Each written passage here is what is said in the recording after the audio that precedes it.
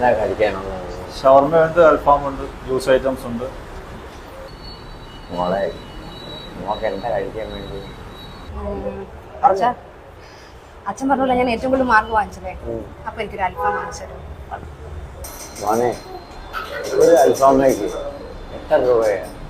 ഇത് ഫുൾ അൽഫാം ആകുമ്പോൾ 400 രൂപയാവും, ഹാഫ് ആകുമ്പോൾ 200 രൂപയാവും.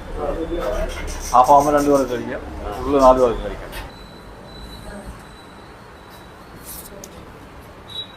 മോനെ എനിക്ക് വേണം, ഇവക്ക് കൊടുക്കാൻ.